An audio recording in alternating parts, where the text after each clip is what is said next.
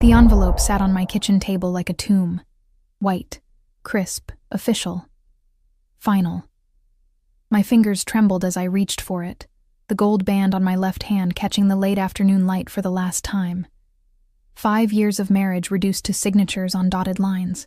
"Just sign it, Eliza," I whispered to myself, my voice echoing in the emptiness of the apartment that had once vibrated with promises of forever.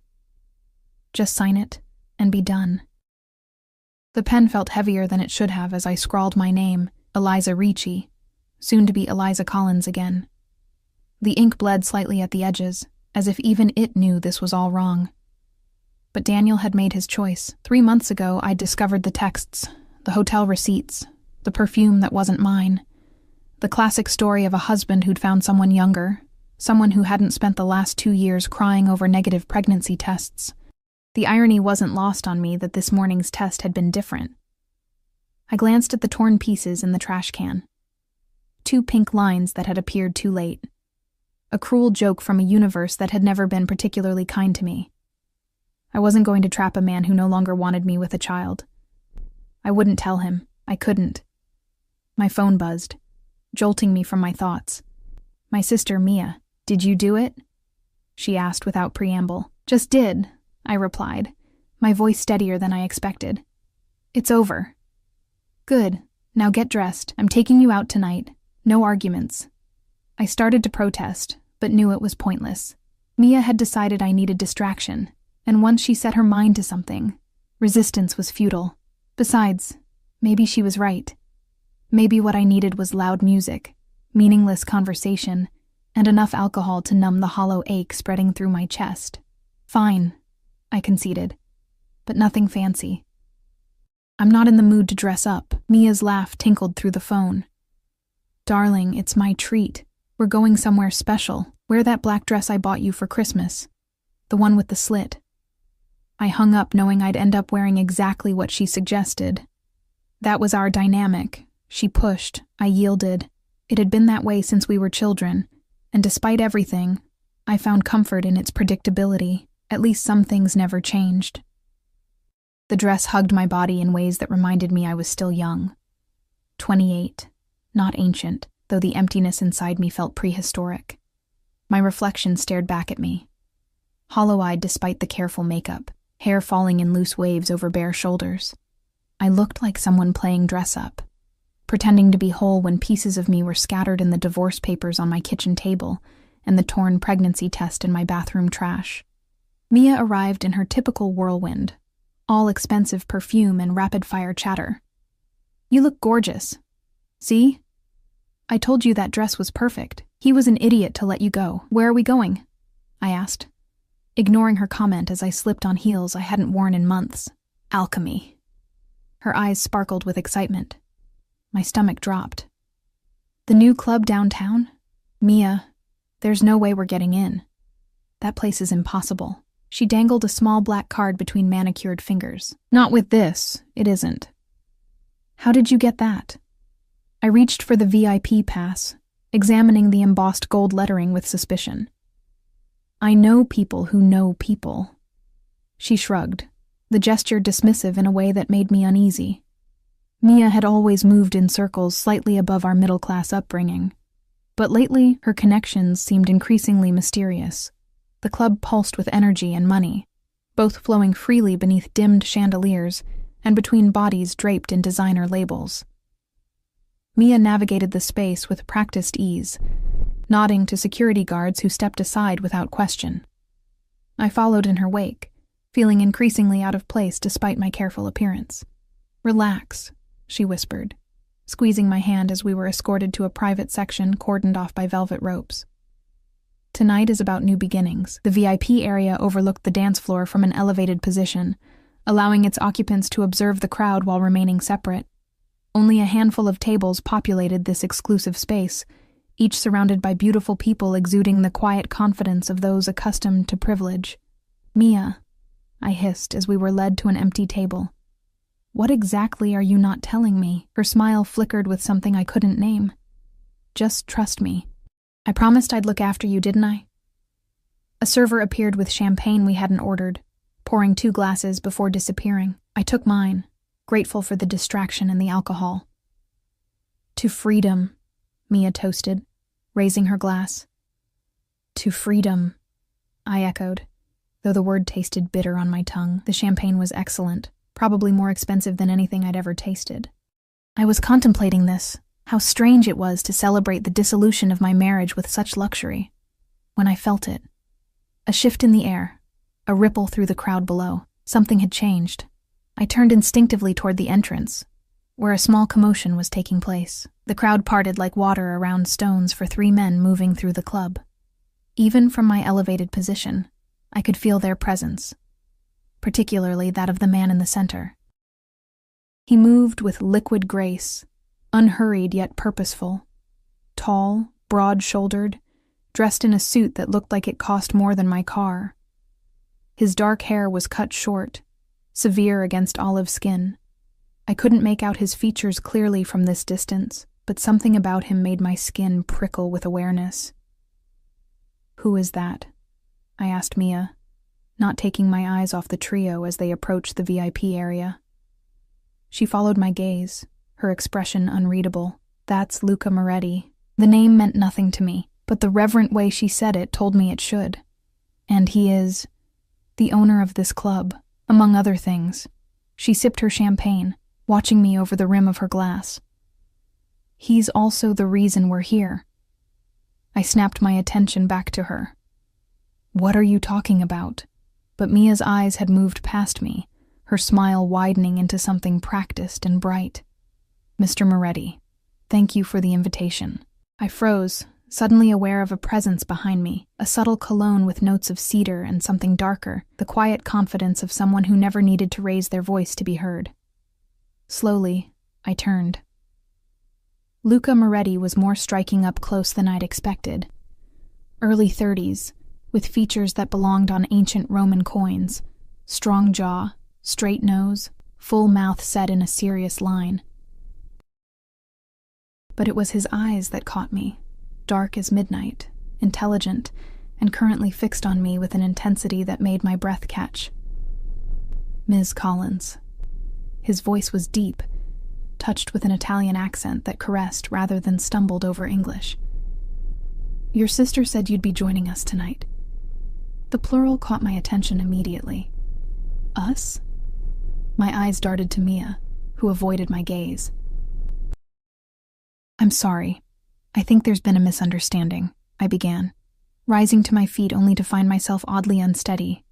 Moretti stepped forward, one hand catching my elbow to stabilize me. The touch burned through the thin fabric of my dress. "Are you feeling unwell?" The room tilted slightly, colors bleeding at the edges of my vision. "I just need some air," I managed, though my tongue felt oddly heavy.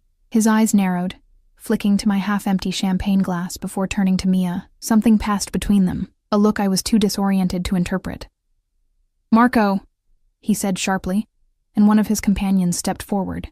"Take Miss Collins to my office. She needs to lie down." "No," I protested, trying to pull away, but my limbs wouldn't cooperate.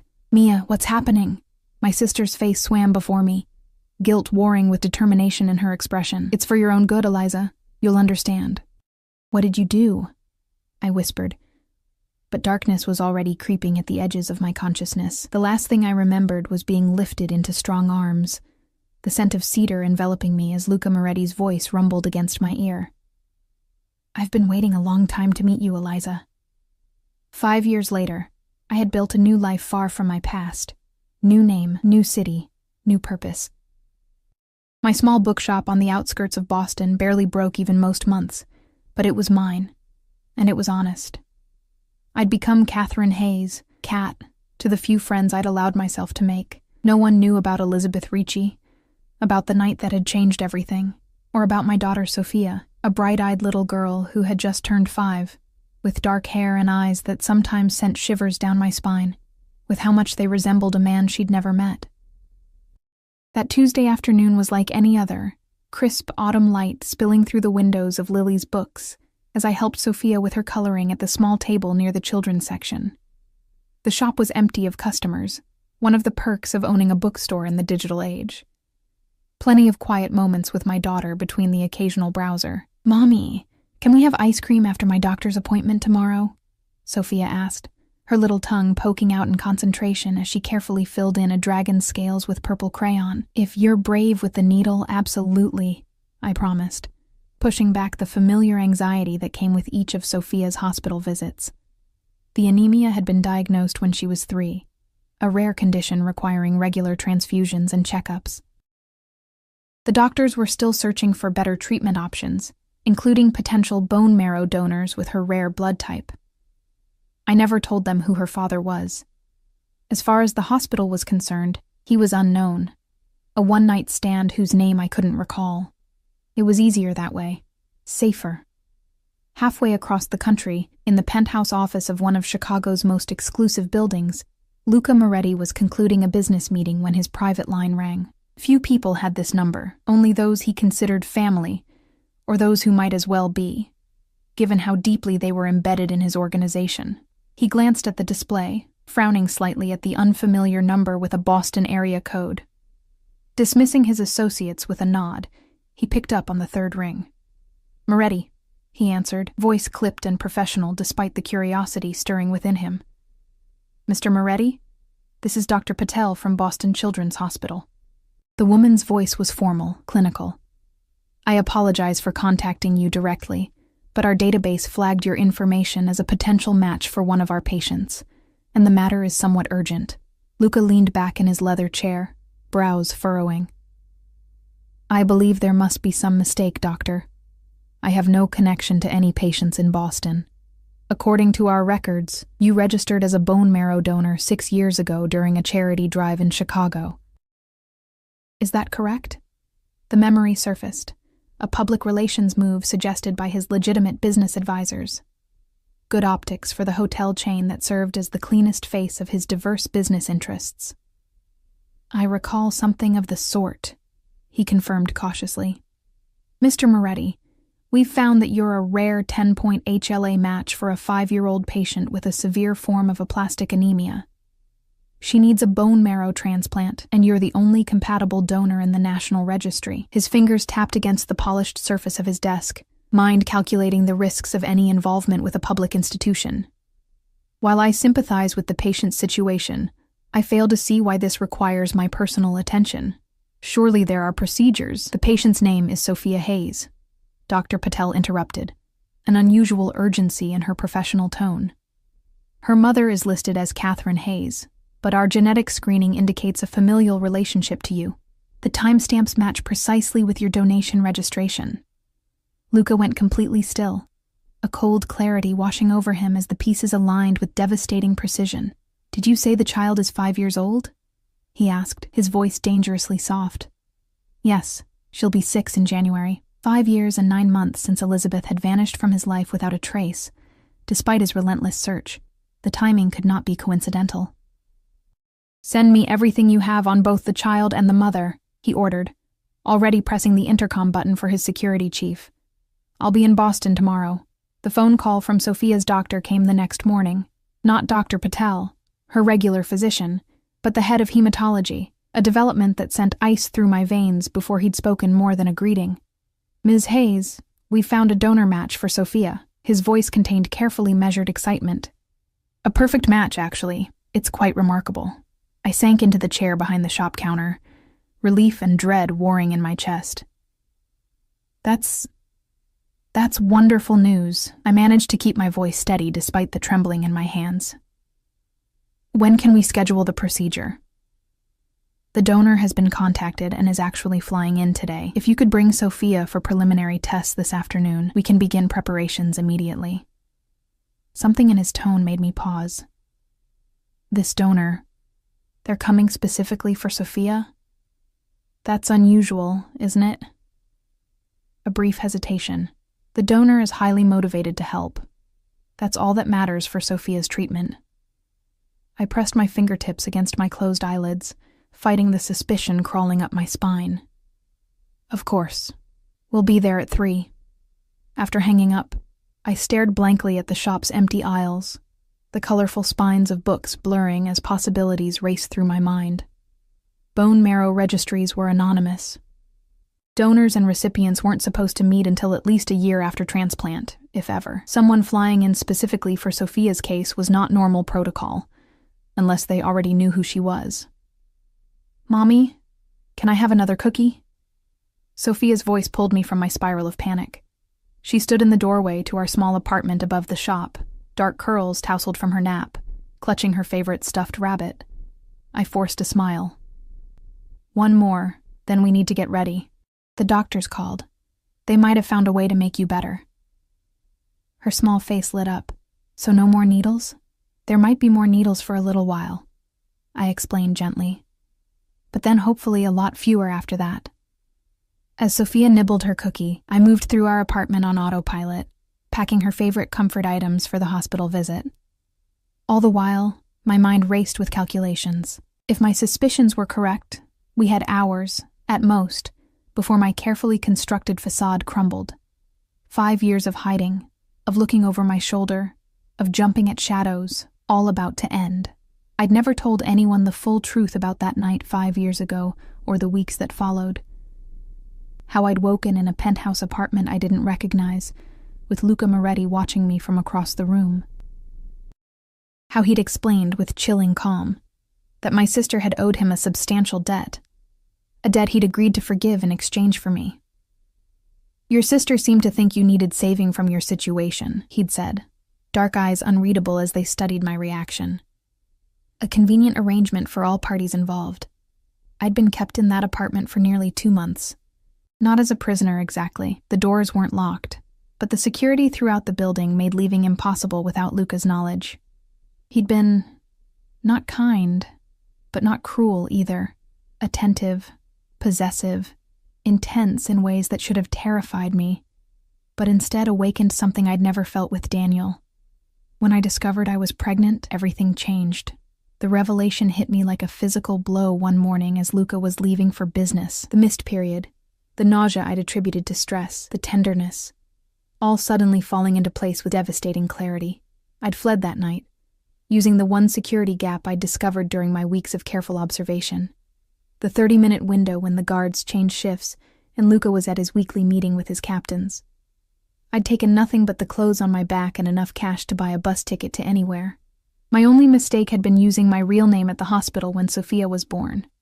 A rookie error born of pain and exhaustion and the emergency C-section that had left me too weak to think clearly about aliases. I'd corrected it afterward, becoming Catherine Hayes with help from a sympathetic nurse who'd assumed I was running from domestic violence. But that initial record existed somewhere. And now, somehow, it had led him to us. Boston Children's Hospital was a gleaming monument to modern medicine, all glass and bright colors designed to seem less intimidating to its young patients.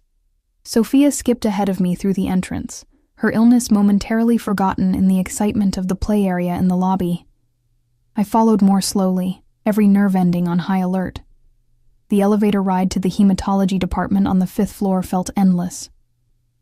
I gripped Sophia's small hand in mine, trying not to show the fear threatening to choke me. She looked up, her dark eyes, so like her father's, wide with innocent concern. "Are you scared, Mommy?"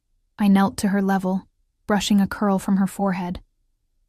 "A little, but only because I love you so much, and want you to be all better." She nodded with the solemn wisdom only children can muster. "It's okay to be scared sometimes." "Doctor." Patel greeted us with her usual warm professionalism, but I detected an unusual tension in her movements as she led us to the examination room. She seemed to be studying Sophia with new interest.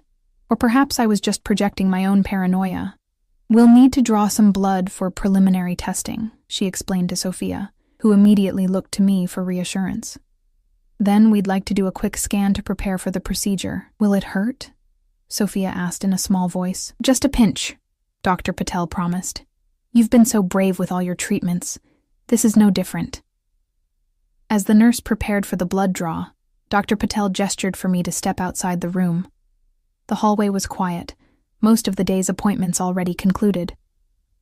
"Ms. Hayes," she began, voice lowered, "I want to be transparent with you. The donor match for Sophia, he's requested to meet with you privately before proceeding." Cold washed through me. "That's against protocol." "It is," she agreed, looking uncomfortable. But given the circumstances and the urgency of Sophia's condition, I've made an exception. What circumstances? I asked, though I already knew.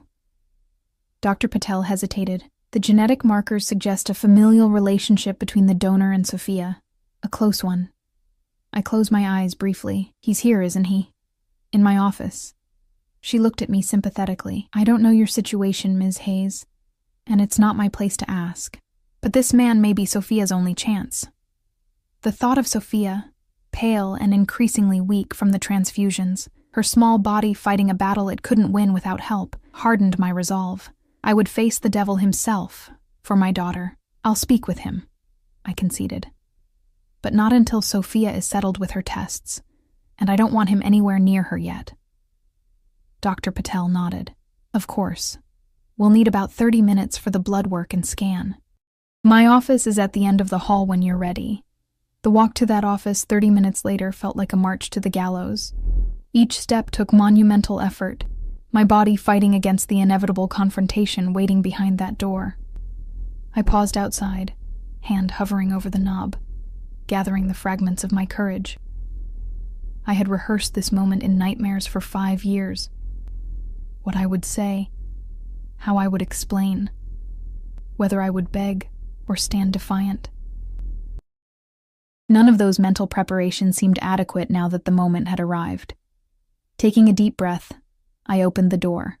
Luca Moretti stood at the window, his back to the door, silhouetted against the late afternoon sun. He'd always possessed the uncanny ability to fill a room with his presence, and 5 years had not diminished that power. If anything, the man before me seemed larger, more substantial than the one I remembered.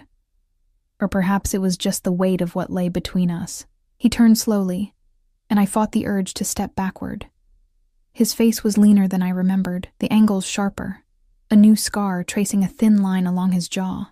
But his eyes, those dark, penetrating eyes, were exactly as I'd remembered them, exactly as I saw them each day in our daughter's face, Elizabeth. My name in his mouth felt like an invasion, a claiming. It's Catherine now, I replied, proud that my voice remained steady. The corner of his mouth lifted slightly.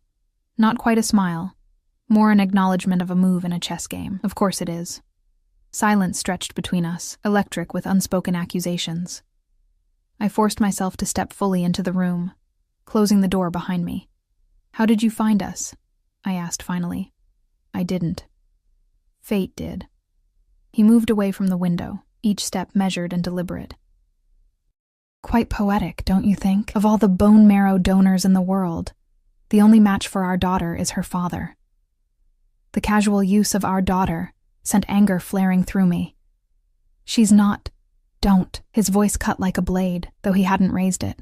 Don't insult both of us with denials. I've seen her. The timing is exact, and the genetic markers confirm it beyond any doubt. I swallowed hard. You've seen her? Through the observation window during her scan. She has my mother's curls. Something flickered across his face, an emotion I couldn't identify. You should have told me. So you could what? Add a child to your collection of possessions? The words spilled out, sharper than I'd intended. Use her as leverage to keep me trapped? He moved then, closing the distance between us with alarming speed. I flinched, but held my ground as he stopped just inches away, close enough that I could smell the familiar cedar notes of his cologne. Is that what you think of me? He asked quietly, dangerously. That I would use my own blood as a bargaining chip? I don't know what you're capable of, I whispered. That's why I ran. His jaw tightened. You ran because you were afraid. Not of me. Of what you felt for me. Don't flatter yourself, I snapped, though the words rang hollow even to my own ears. I ran because I was being held against my will by a man who bought me from my sister to settle a debt. Is that how you remember it? His expression darkened. Your sister came to me begging for protection, for both of you. Your ex-husband had connections to people even more dangerous than you believed I was. People who weren't happy about his divorce, about the money he owed them that he claimed you took. This revelation hit me like a physical blow. What are you talking about? Daniel was an accountant. Daniel was skimming from accounts connected to the Vasquez cartel. When they started closing in, he tried to pin it on you, claimed you'd transferred the money without his knowledge during the divorce proceedings. Luca's eyes never left mine, gauging my reaction. Your sister found out through one of her many connections. She came to me for help, knowing my organization had the strength to keep the Vasquez family at bay. My mind reeled, struggling to process this new information against the narrative I'd constructed over 5 years. Why wouldn't she just tell me? Would you have believed her, or would you have run straight back to Daniel demanding explanations? He shook his head slightly. Mia knew you well enough to recognize you needed protection from yourself as much as from them. So, keeping me locked in your apartment for 2 months was protection? I challenged. Though doubt had begun to creep in, the doors were never locked, Elizabeth. His voice softened fractionally. You could have left at any time. I would have provided security, a new identity, a safe place far from Chicago. All you had to do was ask. His eyes hardened again. Instead, you disappeared in the night, pregnant with my child, and made sure I couldn't find you. The accusation hung between us, heavy with 5 years of loss and anger. Before I could respond, a knock at the door broke the tension. Dr. Patel entered, her expression professionally neutral despite the obvious electricity in the room. Ms. Hayes, Sophia is asking for you. We've completed the preliminary tests. I nodded, grateful for the interruption. I'll be right there. As I moved toward the door, Luca's voice stopped me. I'm going through with the donation regardless of what happens between us. The words were measured, controlled. But make no mistake, Elizabeth, I have no intention of remaining a stranger to my daughter after this. I turned back to face him one last time. Her name is Sophia. She's 5 years old. She likes purple dragons, chocolate ice cream, and stories about princesses who save themselves. She's the center of my world, and I will do anything, to protect her. As will I, he replied simply.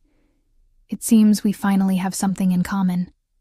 I left the room with his words echoing in my ears, the certainty that nothing would ever be the same again settling over me like a shroud.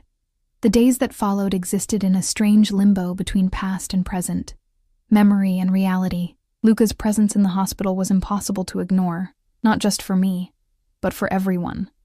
Staff whispered when he passed, security seemed to multiply overnight, and even Dr. Patel's typically unflappable demeanor showed cracks when addressing him directly. He moved through the hospital corridors like he owned them, which, for all I knew, he might have by now. Resources that had been unavailable for Sophia's treatment suddenly materialized. Specialists appeared from across the country. A private room on the pediatric floor was transformed overnight with better equipment, comfortable furniture, and enough toys to stock a small store. "Mommy, is that man my daddy?" Sophia asked on the 3rd day, her question cutting through the fairy tale I'd been reading to her with the devastating precision only children possess. My book tumbled from nerveless fingers. "What makes you ask that, sweetheart?" She shrugged, tiny shoulders rising and falling beneath her hospital gown. The nurses whisper about him, and he looks at me the way Lily's daddy looks at her. Lily was her best friend from kindergarten. Plus, she added with child's logic, he has the same eyes as me. How do you explain to a 5-year-old the complicated dance of fear, protection, and regret that had kept her father from her life?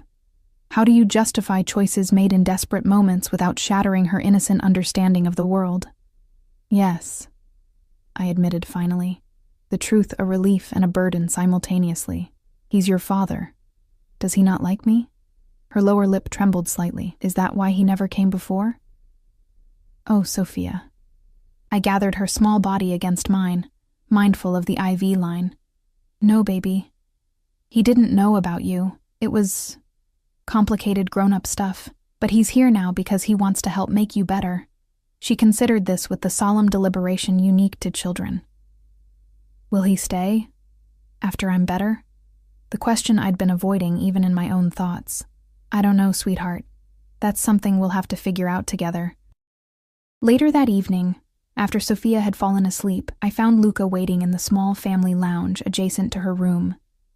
He'd discarded his suit jacket, his crisp white shirt rolled up at the sleeves, revealing forearms corded with muscle and decorated with an intricate tattoo I didn't remember, a stylized wolf encircling his right wrist. "She knows," I said without preamble. Closing the door softly behind me, he looked up from the tablet he'd been studying.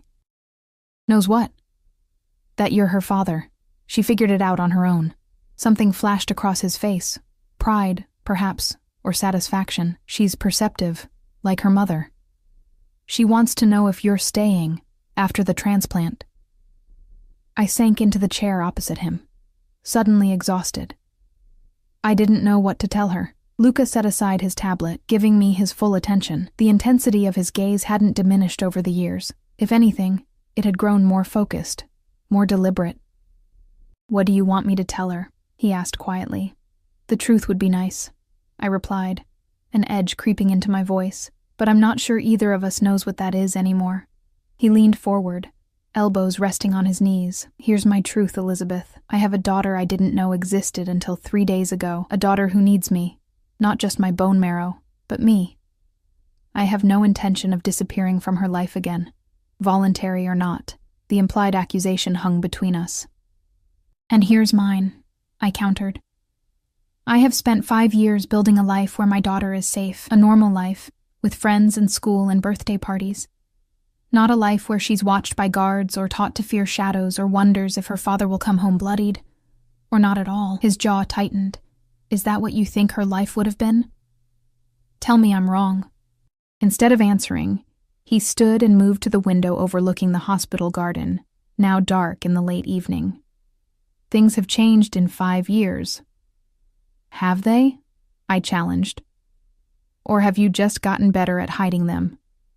He turned, the ambient light from the corridor catching the angles of his face. "I won't apologize for who I am or what I've built, but I will say this.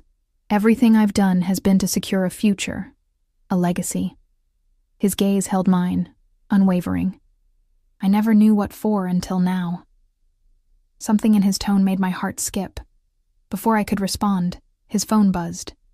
He glanced at it, his expression hardening instantly. "We have a problem," he said. "All business now. My security team has detected unusual surveillance patterns around the hospital.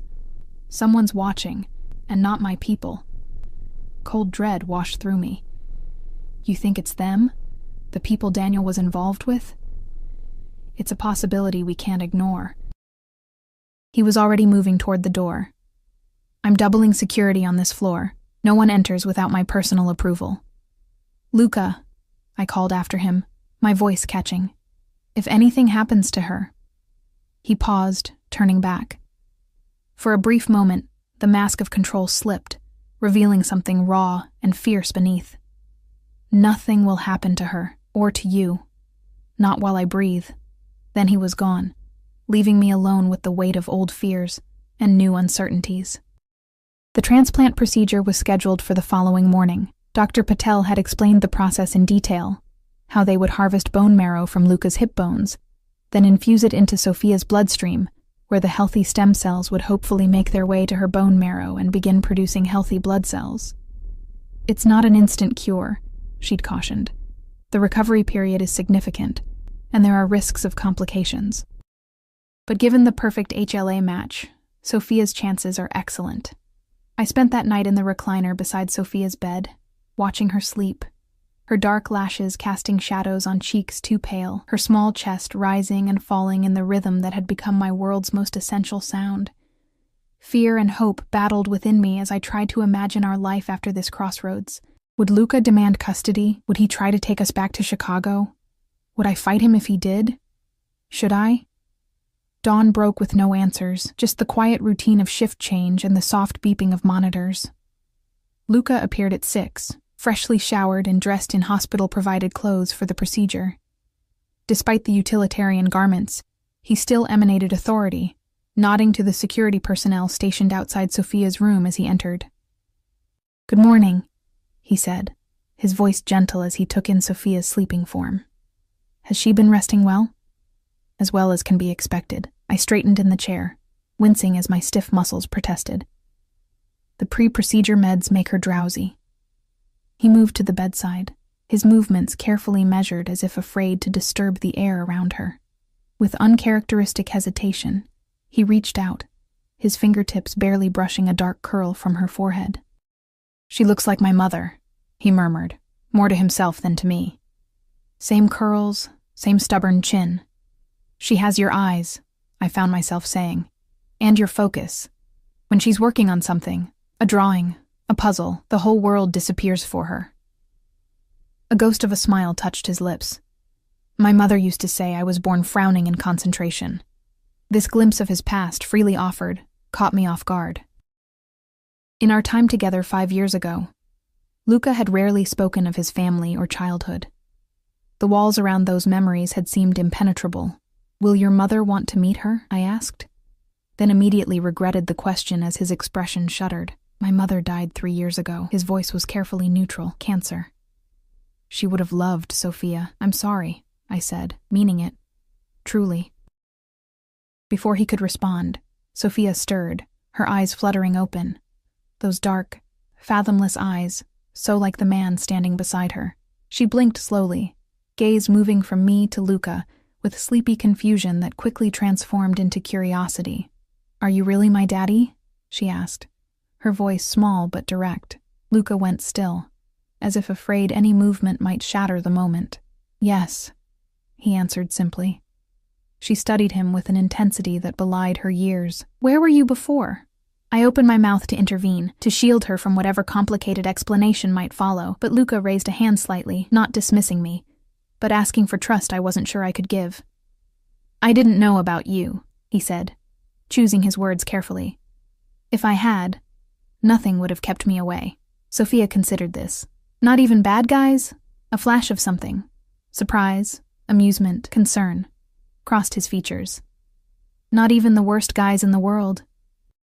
She nodded, accepting this with the straightforward logic of childhood. "Mommy says you're going to give me your bone marrow so I can get better. Will it hurt you?" "A little," he admitted, "but it's worth it." "Because I'm your daughter?" "Because you're my daughter," he confirmed, and the naked emotion in his voice sent a shiver through me. "Okay." She reached out her small hand, and after a moment's hesitation, he took it in his much larger one. "Thank you for making me better, Daddy." The word hung in the air between them. Simple, profound, irrevocable. I watched as Luca Moretti, the man whose name was whispered in fear across Chicago's underworld, fought for composure in the face of this 5-year-old's unquestioning acceptance. "You're welcome, Piccola," he said finally, his voice rough. "It's my honor." The moment was interrupted by Dr. Patel and her team arriving to prep them both for the procedure. As they wheeled Luca toward one operating room and Sophia toward another, he caught my eye across the corridor. "Take care of our daughter," I said softly, offering the only olive branch I knew how to extend.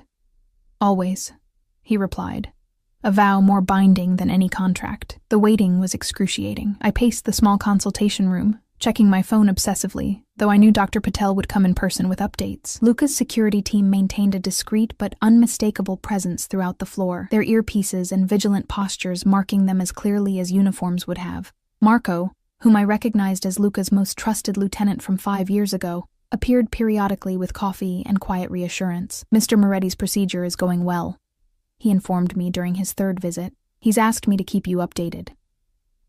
I nodded, accepting the coffee with murmured thanks. "Have there been any developments with the surveillance he mentioned?" Marco's expression remained professionally neutral. "The situation is being handled. Your focus should remain on Sophia." The non-answer was answer enough. Whatever, or whoever, had been watching the hospital was real, and Luca's people were handling it. I decided not to ask what that entailed. 4 hours later, Dr. Patel finally appeared, her surgical cap still in place but her face relaxed. "Both procedures went perfectly," she announced. "Luca is in recovery and should be released to his room within the hour. We've just begun Sophia's infusion. The transplanted cells are being introduced into her bloodstream now." Relief made my knees weak. I sank into a chair, covering my face with trembling hands. "When will we know if it's working?" "It will take time," she cautioned, sitting across from me. "The first 100 days post-transplant are critical. Sophia will need to remain in isolation for at least the first 30 days while her immune system rebuilds. We'll be monitoring her blood counts daily to track the engraftment process. And after those 100 days? I asked, already calculating how to manage the bookshop, how to create some semblance of normalcy in the sterile hospital environment. If all goes well, she can return home with precautions. Her immune system will remain vulnerable for up to a year, but many children return to school and regular activities within 6 months. Home. The word echoed hollowly. The small apartment above my bookshop seemed impossibly distant now, a life that belonged to someone else. I couldn't imagine Luca Moretti allowing his daughter, and by extension me, to simply return to our quiet existence in Boston as if the past week hadn't happened. When can I see her? I asked, pushing aside the larger questions for now. She's being settled in the isolation room. You can see her in about 30 minutes once we've completed the setup. Dr. Patel hesitated. Mr. Moretti has requested to see you in his recovery room first. Of course he had. Even from a hospital bed, Luca would expect the world to bend to his will. Some things never changed. I found him in a private room at the opposite end of the floor from Sophia's. He was sitting up in bed, still pale but alert, a phone in his hand, despite the nurse's likely objections to electronics. When I entered, he set it aside immediately, his focus shifting to me with that familiar intensity. Sophia? He asked without preamble. In isolation. The infusion is underway. I remained by the door, maintaining distance. Dr. Patel says everything went perfectly. He nodded once, satisfaction evident in the slight relaxation of his shoulders. Good. That's good. An awkward silence fell between us, filled with unasked questions and unspoken accusations. Finally, I took a step forward, forcing myself to bridge the gap, physical and metaphorical. Thank you, I said quietly, for what you did today, for Sophia. She's my daughter. The simplicity of his statement contained multitudes. You don't need to thank me for that. I do, though.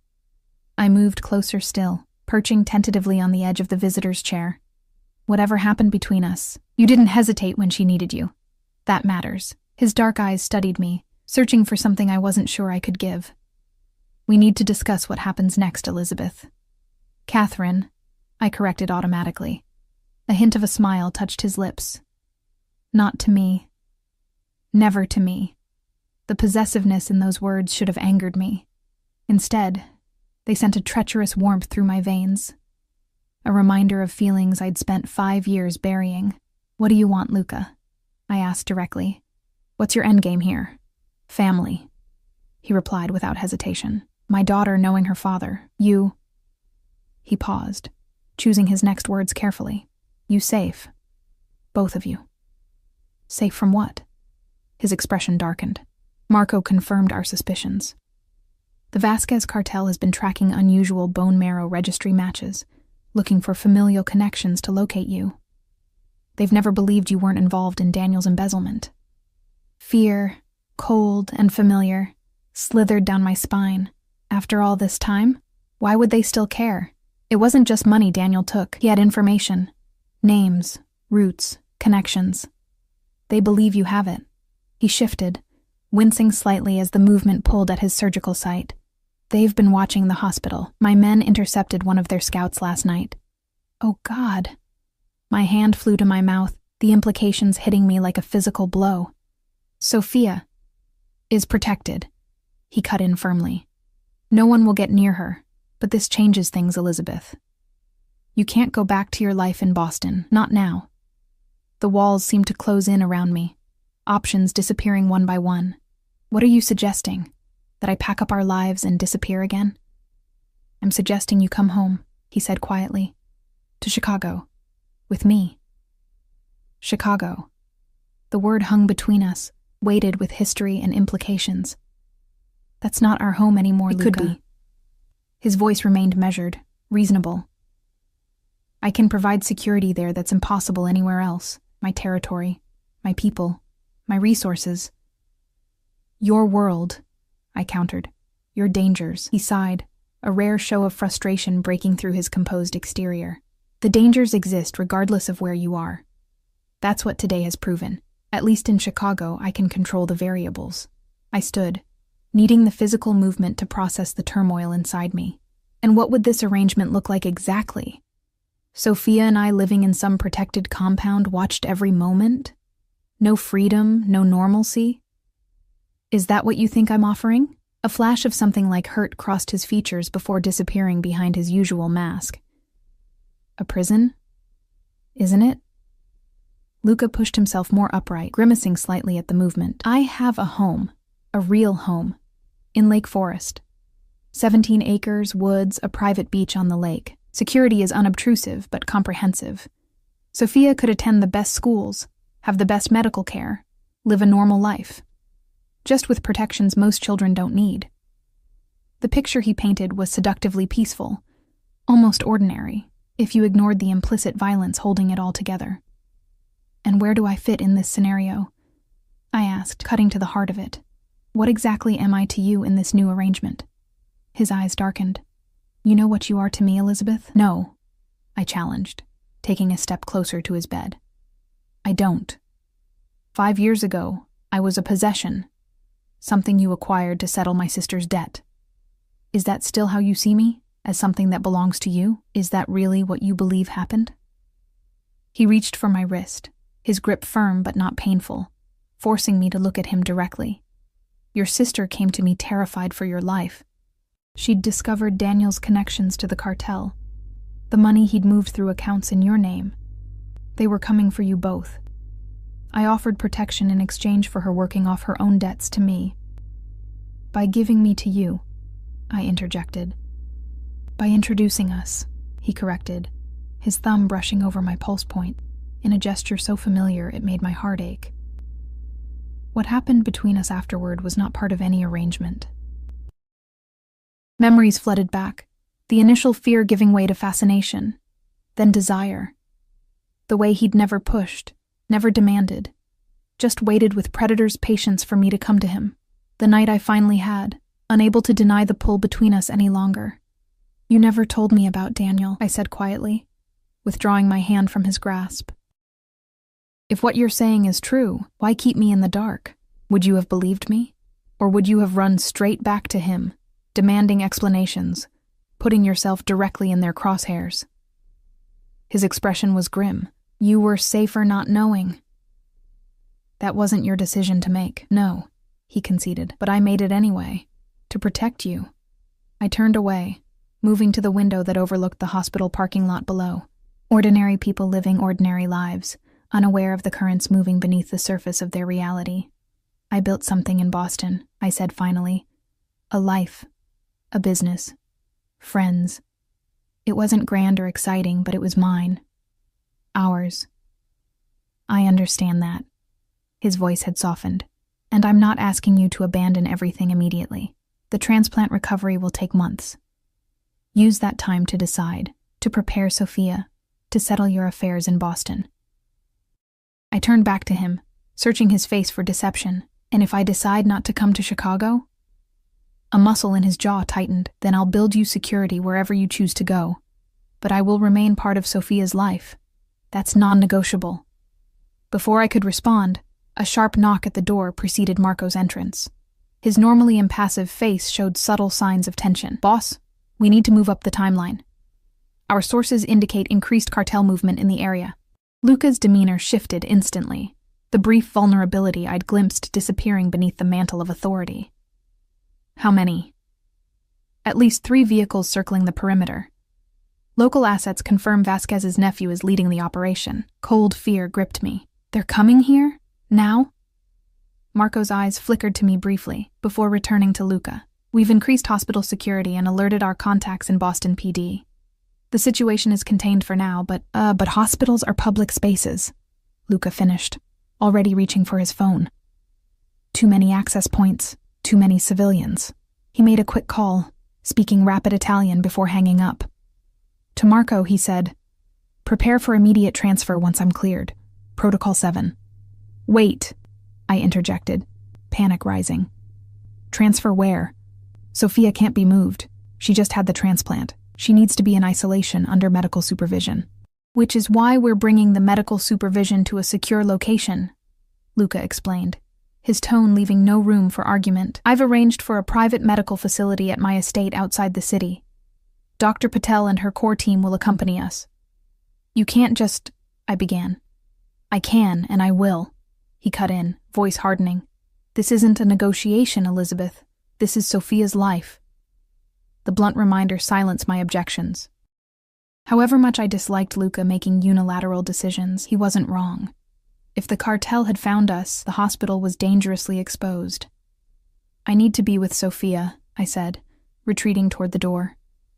She'll be frightened by all this activity. Luca nodded. Marco will escort you. Don't leave her side until I come for you both. The isolation room where Sophia was recovering had been transformed in the brief time since I'd last seen it. Medical equipment was being prepped for transport. Staff moved with controlled urgency, and 2 men I didn't recognize but immediately identified as Luca's security stood discreetly by the door. Dr. Patel was checking Sophia's vitals, her professional demeanor slightly strained. She looked up as I entered, relief washing over her features. Ms. Hayes, I was about to send for you. There's been a change in our treatment plan. I've spoken with Luca, I confirmed, moving immediately to Sophia's bedside. My daughter was awake but groggy, her small face confused by the activity around her. Mommy? She questioned sleepily. What's happening? I stroked her hair, forcing a reassuring smile. We're going on a little trip, sweetheart. Somewhere quiet where you can rest and get better. But is Daddy coming too? The question twisted something in my chest. How quickly she'd accepted Luca in that role, as if the space had always been waiting for him to fill it. Yes, he'll be with us. I looked to Dr. Patel. How risky is moving her so soon after the procedure? Under normal circumstances, I wouldn't recommend it, she admitted quietly. But Mr. Moretti has arranged for equipment and facilities that match or exceed what we have here. The transport itself is the primary concern, but that will be brief. Given the security situation, it may actually be safer for her overall. I wondered briefly what Luca had told her, or offered her, to secure such cooperation, but now wasn't the time to question it. When do we leave? Within the hour. We're just waiting for final clearance from the medical transport team and, she hesitated, and Luca's security assessment, I finished for her. She nodded, looking relieved that I understood. Mr. Moretti seems very thorough in his planning. A lifetime of contingency plans and exit strategies. Of course he'd be thorough. I'd once found it suffocating. Now, with Sophia's safety at stake, I found myself grateful for his paranoia. The next 45 minutes passed in a blur of preparations. Sophia was carefully transferred to a transport bed, her IV lines and monitoring equipment secured for movement. I remained at her side, maintaining a calm facade while my insides twisted with anxiety. Marco reappeared as the medical team was making final preparations. We're ready to move. The boss is waiting at the service entrance with the transport. How are we handling? I glanced meaningfully at Sophia, not wanting to discuss threats in front of her. 3 decoy transports are leaving simultaneously. Local police have been informed of a VIP medical transfer requiring escort. They believe it's a diplomat's child.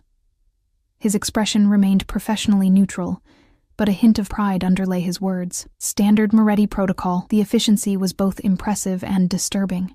How many times had Luca executed similar extractions? How many enemies had pursued him over the years? Was this the life that awaited us? Always running, always watching shadows. We moved through the hospital with practiced precision, using service elevators and back corridors to reach the loading area. Sophia, drowsy from medication, drifted in and out of sleep during the transfer, mercifully unaware of the tension surrounding us. At the service entrance, a sleek black medical transport waited, engine running. What appeared to be a standard ambulance was anything but, I realized as we approached. The reinforced exterior, tinted windows, and subtle armoring betrayed its true purpose. Luca stood beside it, still pale from his procedure, but fully dressed in a fresh suit, showing no signs of discomfort. His eyes found mine immediately as we emerged from the building, a silent communication passing between us. A shared priority that transcended our complicated history, Sophia's safety above all. Everything is prepared, he said as we reached him. The flight leaves in 40 minutes. We'll be in Chicago before dark. Flight? I asked, startled. I thought we were going to a local facility. Plans change, he replied tersely. Intel suggests the Vasquez operation is larger than initially assessed. Chicago offers better protection. Before I could object, he turned his attention to Sophia, his expression softening as he approached her transport bed. "Hello, Piccola. How are you feeling?" Sophia blinked up at him, a small smile tugging at her lips despite her obvious fatigue. "Sleepy. Are we going on an adventure?" "Something like that." He brushed his fingertips lightly over her cheek. "A special plane is waiting to take us somewhere safe, where you can rest and get stronger."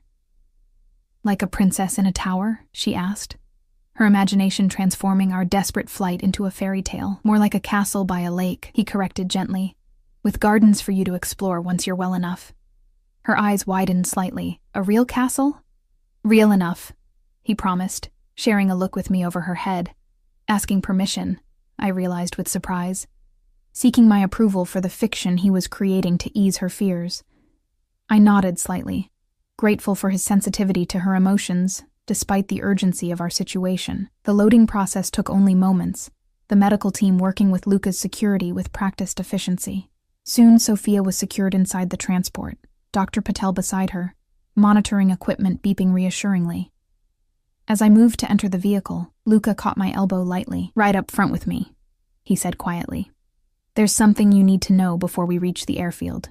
Anxiety tightened my chest, but I nodded, following him to the cab of the transport, after pressing a quick kiss to Sophia's forehead and promising to be right up front. Once inside, doors closed against potential observers. Luca turned to me with an expression I couldn't read. "Your sister has been trying to reach you." Mia. The name felt foreign on my tongue after so many years of silence. "How do you know that?" "Because she contacted me first, when her attempts to find you failed." He watched my reaction carefully. "She's been working with my organization since you left, helping us search for you while maintaining her own cover." The revelation landed like a blow. "She's been working for you? All this time?" "With me," he corrected. "Initially to help find you, later as our legitimate business interests expanded to Boston. She's been positioned there for nearly 3 years, watching for any sign of you or the cartel." My mind reeled with implications. "She knew I was in Boston? Has she seen Sophia?" "No." His denial was immediate and firm. "She identified several women matching your description over the years, but none were confirmed. She never knew about Sophia at all." "And now?" I asked, struggling to process this new betrayal, or was it protection? The lines between the two had always been blurred where Mia was concerned. "Now she's on her way to Chicago. She believes her cover may have been compromised in the lead-up to today's events." His jaw tightened. The Vasquez family has made her a target as well. Guilt and fear tangled in my chest. Mia had always been the risk-taker between us, diving into situations head first while I calculated consequences. Had her loyalty to me, however misguided I might find her methods, put her in the crosshairs of people who wouldn't hesitate to use her to get to me. "Will she be safe?" I asked quietly. Something like approval flickered in Luca's eyes. Even amid my own turmoil, my first concern was for my sister, a fact he'd clearly noted and appreciated. "She's already under my protection," he assured me. "She'll meet us in Chicago." The transport began moving then, pulling away from the hospital with an escort of unmarked vehicles before and behind. Through the partition window, I could see Sophia sleeping peacefully, unaware of the dangers swirling around her, or the irrevocable changes taking place in her world. "I never wanted this for her," I whispered. More to myself than to Luca, any of it. His hand found mine in the space between us, his grip warm and solid, an anchor in churning waters, I know. He said simply, "But we'll face it together." The contact between us, the first voluntary touch I'd initiated or accepted since our reunion, felt significant. A bridge across the chasm of 5 years and countless misunderstandings. Neither of us acknowledged it directly, but neither did we pull away as the transport navigated Boston streets toward the private airfield where Luca's plane waited, ready to carry us into a future I couldn't begin to imagine. "Do you have anything of sentimental value at your apartment?" Luca asked after several minutes of silence. "Photos, keepsakes, things Sophia might miss?" The practical question pulled me from deeper contemplations. Yes, photo albums, her favorite stuffed animals, A quilt my grandmother made. He nodded, already typing a message one-handed on his phone. I'll have someone retrieve them. Anything else can be replaced. The casual dismissal of our material life stung, though I recognized the pragmatism behind it. My bookshop can be sold, or managed remotely if you prefer. His tone was matter-of-fact. I have people who can handle either option. Of course he did. Luca Moretti had people for everything, a vast network of loyal soldiers who executed his will without question. It was both his greatest strength and, to me, his most troubling quality. I need to maintain some control over my own life, I said quietly but firmly, over Sophia's life. I can't just surrender everything to your management. He turned slightly in his seat, studying me with those penetrating dark eyes. I'm not asking you to surrender, Elizabeth. I'm offering resources, protection, options, security. What you build with those resources is entirely your choice. Is it? I challenged. When the resources come with invisible strings. The only string is Sophia's safety and well-being, he countered. Beyond that, make whatever choices you want. I wanted to believe him. Part of me, a larger part than I cared to admit, was drawn to the certainty he offered, the solid ground after years of shifting sand beneath my feet. But experience had taught me that with Luca, things were rarely as straightforward as they appeared. What about us? I asked finally, voicing the question that had hovered between us since his reappearance. What are your expectations there? His thumb traced a small circle against my hand, the gesture so intimate it made my breath catch. My expectations haven't changed in 5 years, he said quietly. But I've learned patience, and perhaps a bit of humility. Before I could respond, the transport slowed, turning onto a private road that led to a small airfield. Through the windshield, I could see a sleek private jet waiting on the tarmac, stairs already deployed. We've arrived, Luca noted unnecessarily, releasing my hand as the vehicle came to a stop. We'll continue this conversation when Sophia is settled on the plane. As he moved to exit the transport, I caught his arm. Luca. He paused, looking back at me with a raised eyebrow. Thank you. For coming when she needed you, for not hating me for what I did. Something complex moved through his expression. Pain, longing, resolution. I tried to hate you, he admitted. For about 5 minutes. Then I just missed you instead. The simple honesty of his statement hit harder than any accusation or demand could have. As he turned away to coordinate the transfer to the plane, I remained in my seat, processing the implications of those words, and the road that stretched before us, a road leading back to a city I'd fled, to a life I'd rejected, and to a man I'd never quite managed to forget. The private jet hummed beneath us, a cocoon of luxury and security separating us from the world below. Sophia had been settled in a specially modified section at the rear, transformed into a sterile medical area where Dr. Patel could monitor her condition during the flight. To my relief, she'd fallen into a deep sleep shortly after takeoff, her small body beginning the immense work of integrating Luca's healthy cells into her own. I stood at one of the windows, watching Boston disappear beneath clouds, my bookshop, my apartment, the life I'd constructed piece by careful piece, all reduced to a diminishing grid of lights below. 5 years of independence, of quiet pride in surviving, of building something that was mine alone. 5 years of looking over my shoulder, of waking in cold sweats from dreams where shadowy figures discovered our hiding place, of checking Sophia's window locks 3 times each night. Had it been freedom? Or just a different kind of cage, one of my own making? She's stable. Luca's voice broke into my thoughts as he approached from the medical area. Dr. Patel says her vitals are strong. I nodded, unable to find words for the storm of emotions churning inside me. Relief for Sophia, fear of the unknown future, grief for what we were leaving behind, and beneath it all, a treacherous current of something like excitement, the forbidden thrill of danger that had always accompanied Luca's presence in my life. He stood beside me at the window, close enough that I could feel the heat of him, smell the familiar cedar notes of his cologne. We'd been physically closer in the transport, hands touching. But somehow this proximity felt more intimate, a choice to share space rather than circumstance forcing us together. I've arranged for a video call with Mia once we're at cruising altitude, he said, his voice carefully neutral. She's eager to speak with you.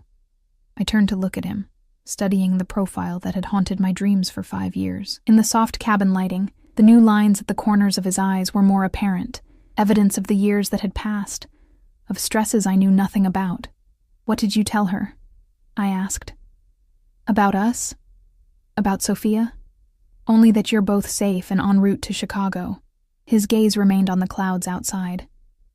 The rest should come from you. I appreciated the space he was giving me to shape my own narrative, even as questions burned inside me. How long has she been working with you, truly? He turned then, meeting my eyes directly. She never stopped. After you left, she was devastated. Blamed herself. When the Vasquez family started circling, looking for Daniel's missing money and information, she came to me for help again. I offered protection in exchange for her assistance finding you. And that assistance involved moving to Boston? Setting up some kind of surveillance network? The thought of my sister living in the same city, perhaps passing me on the street without my knowledge, sent a chill through me. Initially, she was based in Chicago, following leads across the country. When we narrowed the search to the Northeast, she relocated to Boston 2 years ago. A muscle in his jaw tightened. She found you 8 months ago. The revelation hit me like a physical blow. 8 months? She's known where I was for 8 months and never made contact? At my instruction, Luca admitted, his tone unapologetic. We had confirmed cartel presence in the area by then. Making contact could have exposed you both. She agreed it was safer to maintain distance while we neutralized the threat. So she's been watching me? Reporting back to you? The violation stung, even as some rational part of me understood the protective instinct behind it. Watching over you, he corrected. There's a difference. She made sure no one got close enough to identify you or Sophia, kept her ear to the ground for any whispers about a woman matching your description. I turned away, needing distance from his intensity as I processed this information. And what about you? Have you been receiving regular reports about my life for the past 8 months? My routines, my friends, my business? Basic security information only. His voice had cooled slightly. I respected your choice to leave, Elizabeth. I didn't spy on the intimate details of your life, just its security vulnerabilities. I noted with a hint of bitterness. Yes. He made no apology for it, and it's fortunate I did, or we might not have been prepared when the hospital called. He was right, and we both knew it. Without his resources, his preparation, his immediate response, Sophia might still be in that hospital, vulnerable to the people who'd been hunting me for 5 years without my knowledge. The realization drained the fight from me. I sank into one of the plush leather seats, suddenly exhausted. I don't know how to feel about any of this, Luca. Grateful, angry, betrayed, relieved. It's all tangled together. He took the seat across from me, his posture relaxed, but his eyes sharp, missing nothing. You don't need to decide right now. We have time. Do we? It feels like everything is moving at warp speed. 24 hours ago, my biggest concern was whether the new shipment of mystery novels would arrive before the weekend. A ghost of a smile touched his lips. You always did love your books. I remember finding you in my library that first week, curled up with Marquez when you were supposed to be at dinner.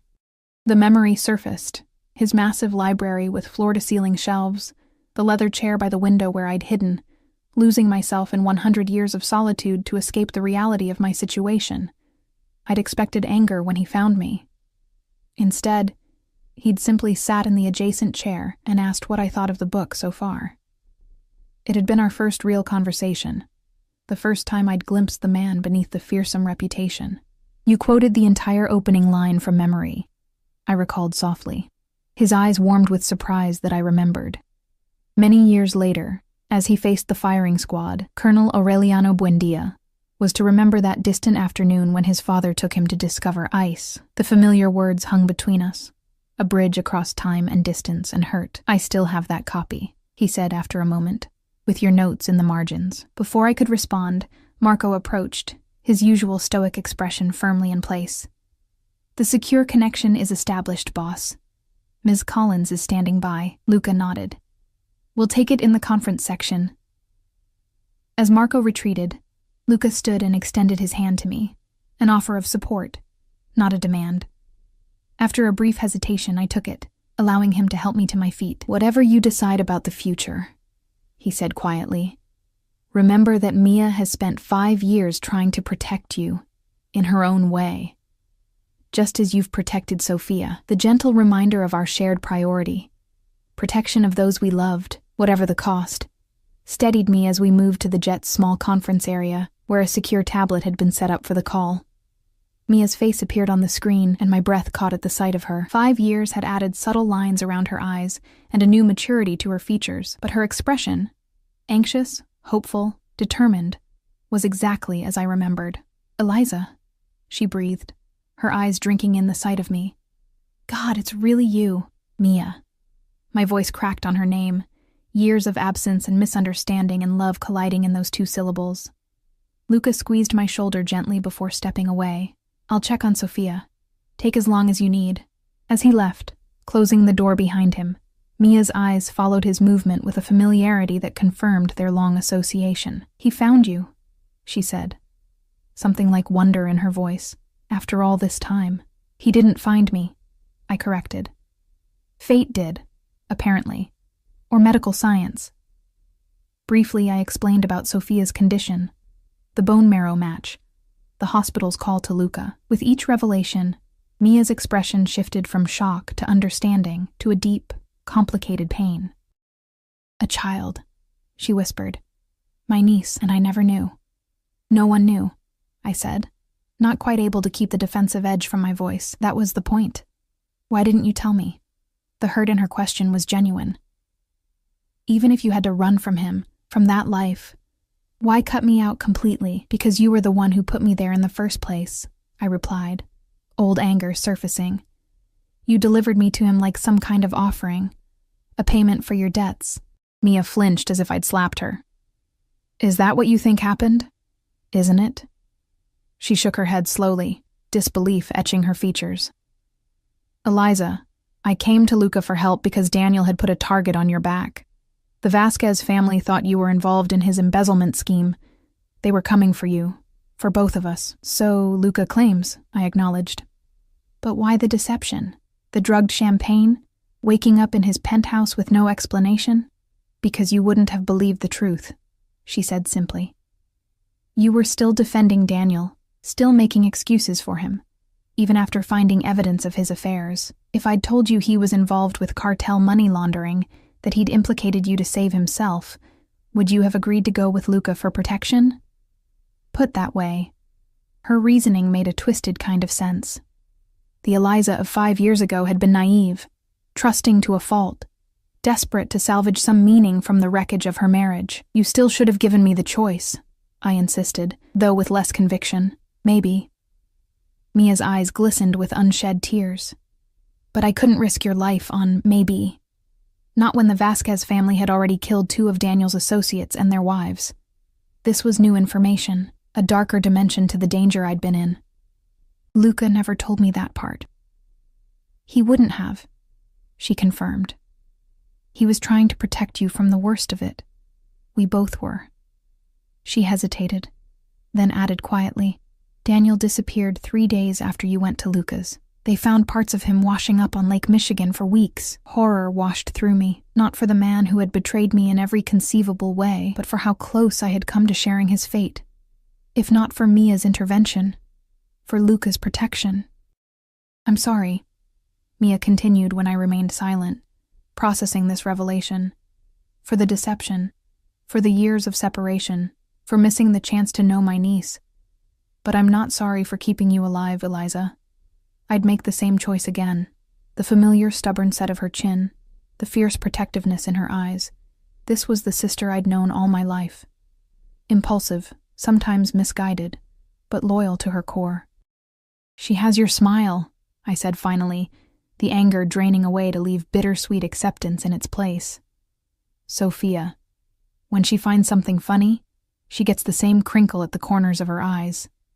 Mia's breath hitched, tears finally spilling over. Tell me about her? please? As we flew toward Chicago and an uncertain future, I told my sister about her niece, about first steps and favorite books, stubborn tantrums and surprising kindnesses, the dimple in her left cheek and her passion for purple dragons. With each detail, each shared laugh and tearful smile, the years of separation seemed to narrow, not disappear but become navigable. By the time Luca returned to inform us we were beginning our descent, something fundamental had shifted. Not forgiveness, exactly, but understanding. The beginnings of a bridge back to the sister I'd lost. "We'll be landing in 20 minutes, Luca said, his eyes moving between my face and the screen, assessing the outcome of our conversation. "Mia, the car will meet you at the service entrance as planned." She nodded. "All business now." "I'll be there. The team has already secured the perimeter."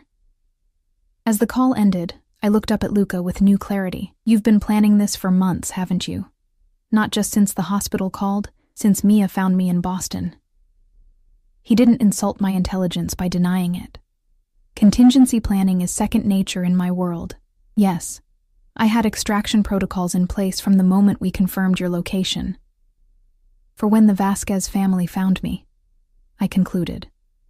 "For when, not if," he corrected grimly. They were never going to stop looking. The information Daniel stole was too valuable, and their pride too wounded. I should have felt manipulated, but instead, a strange calm settled over me. The elaborate chess game Luca had been playing while I remained oblivious had been for my protection, mine and Sophia's. The realization didn't erase the complications between us, but it framed them in a different light. "I need to check on Sophia before we land," I said, standing. Luca nodded, stepping aside to let me pass, but as I moved toward the medical section, I paused beside him. Without overthinking, I raised my hand to his cheek, the first voluntary touch I'd initiated since our reunion. "Thank you," I said quietly, "for watching over us when I didn't know we needed it." His expression remained carefully controlled, but I felt the slight lean of his face into my palm, the barest acknowledgement of vulnerability beneath the armor. "Always," he replied simply.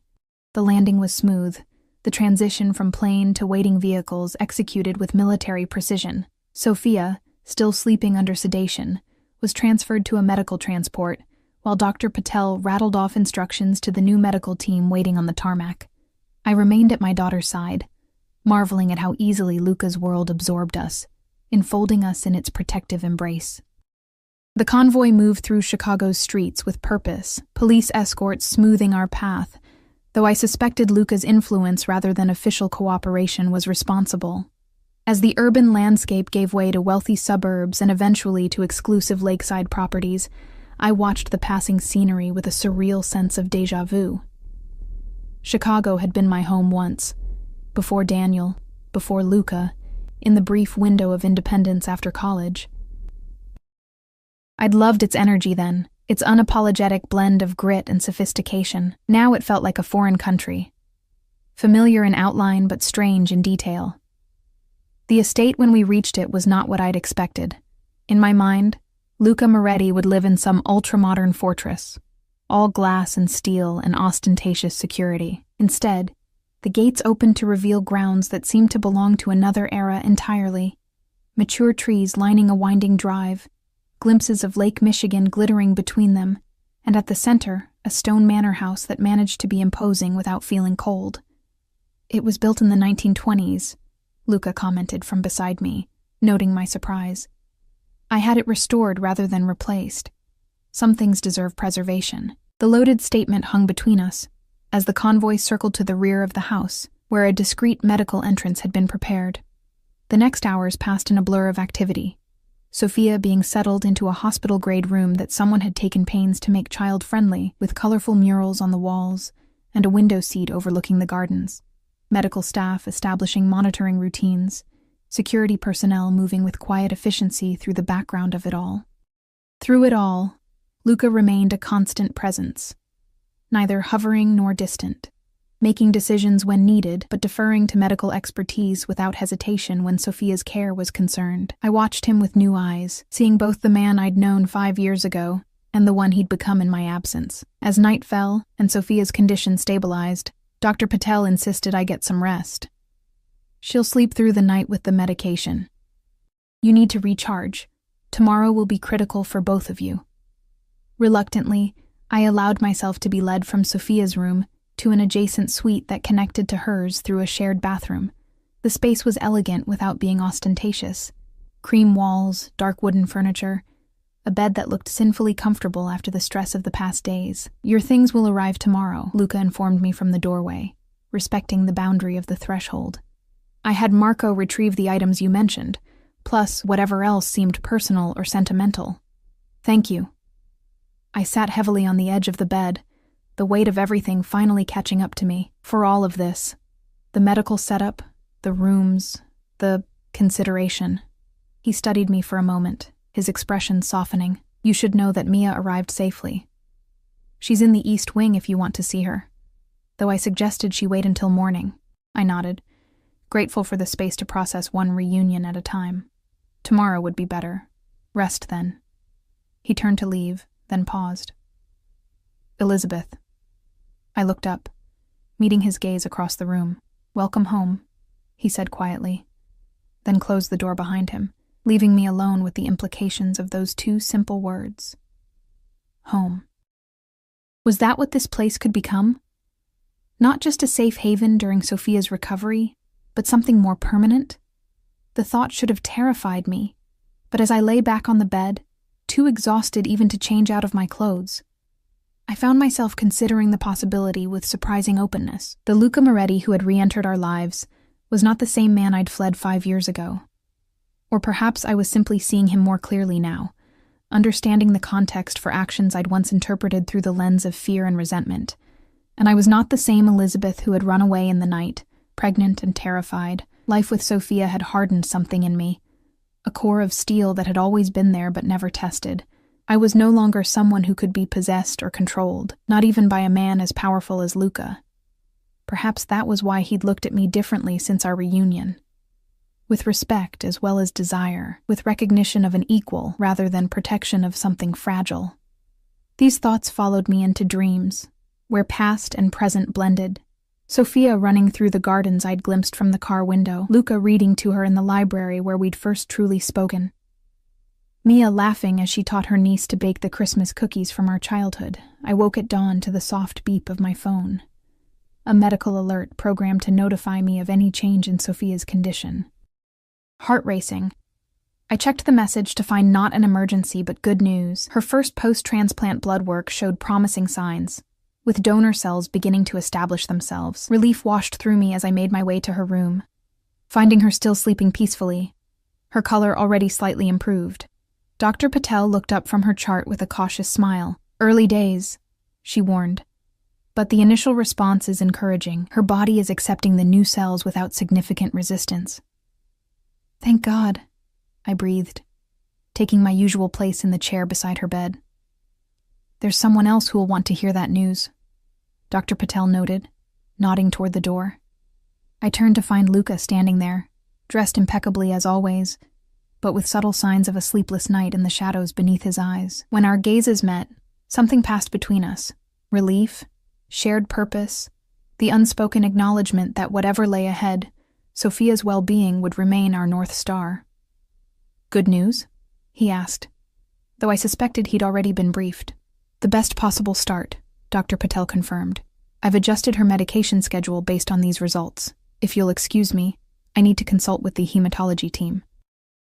As she left, Luca approached Sophia's bedside with that same careful reverence I'd noticed in the hospital, as if still unsure of his right to be near her, to claim the title of father that biology had granted him. She has your strength, I said softly. The doctors in Boston were always amazed at how she handled the treatments, how she bounced back. Pride flickered in his eyes. She has your resilience, he countered. I've only ever been stubborn. You're the one who rebuilds, who adapts.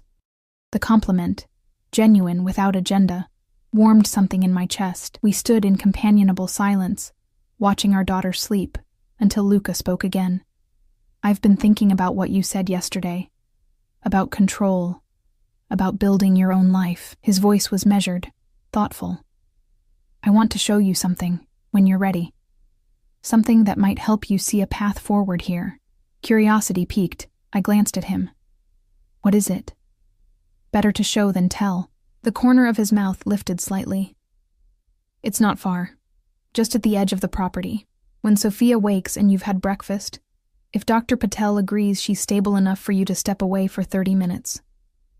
I found myself nodding, intrigued despite my caution. All right. 3 hours later, with Sophia awake, fed, and contentedly watching cartoons under Mia's watchful eye, our reunion that morning had been tearful but healing, the first step toward rebuilding what we'd lost. I followed Luca along a stone path that wound through gardens still lush with late summer blooms. Where exactly are we going?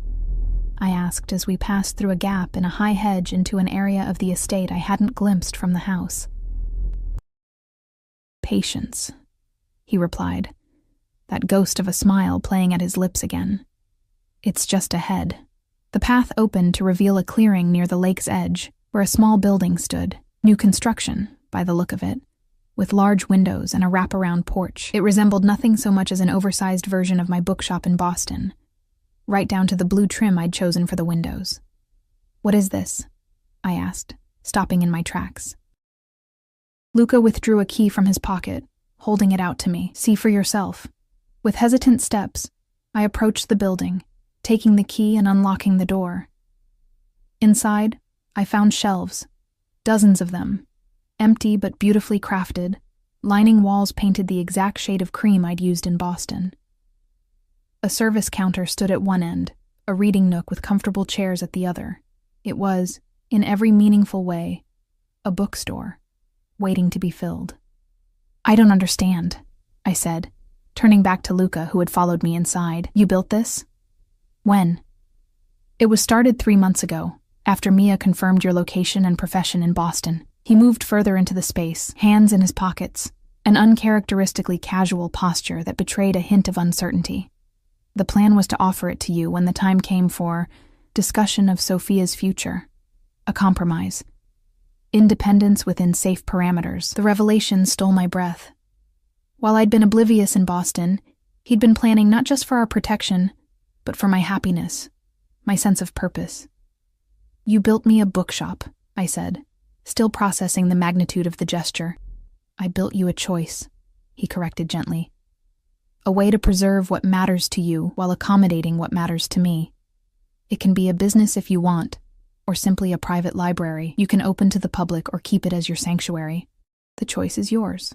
I moved through the space, trailing my fingers along the polished wood of the shelves, trying to reconcile this thoughtful gesture with my long-held image of Luca, as someone who controlled, rather than collaborated. And if I chose to leave altogether? I asked, not because I intended to, but because I needed to understand the parameters. Then this would remain empty until you changed your mind. His voice was steady, certain. I told you yesterday, the only non-negotiable is my presence in Sophia's life. Everything else is conversation. I turned to face him fully, seeing with sudden clarity the man before me. Not the specter I'd fled, not the criminal overlord of Chicago, but a father who would move heaven and earth for his child, a man who had spent 5 years searching for what he'd lost, a partner offering compromise instead of demands. I don't want to leave, I admitted. The truth of it surprising even me. Not yet. Maybe not at all. But I need time, Luca, to adjust, to rebuild trust, to understand what this, I gestured between us, could become. He approached slowly, giving me time to retreat if I wished. When I held my ground, he stopped just close enough that I could feel the warmth of him, see the flecks of amber in his dark eyes. Time we have, he said softly. The rest we'll figure out together. In the distance, faintly, I could hear Sophia's laughter drifting from the house, our daughter, surrounded by people who would protect her with their lives, beginning her journey toward healing. Ahead of us stretched possibilities I hadn't dared imagine, a life neither completely of Luca's world, nor completely separate from it, but something new we might build together. I reached out, bridging the final distance between us, my fingers intertwining with his. Not a surrender, but a collaboration. Not an ending, but a beginning. Together, I agreed, sealing the promise with a gentle squeeze. The path ahead would not be simple or straight.